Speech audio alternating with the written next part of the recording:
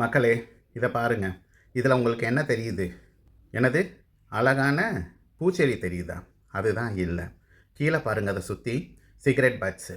அப்போது என்ன தான் அழகாக துபாய் கவர்மெண்ட் மெயின்டைன் பண்ணாலும் சில பண்ணாடைங்க என்ன பண்ணுறாங்க? சிகரெட்டை ஊதி தள்ளி கீழே குப்பையாக்கிட்டு போயிடுறாங்க. பக்கத்துலேயே குப்பை தொட்டி வச்சுருக்காங்க. ஆனால் அங்கே போய் போட மாட்டாங்க.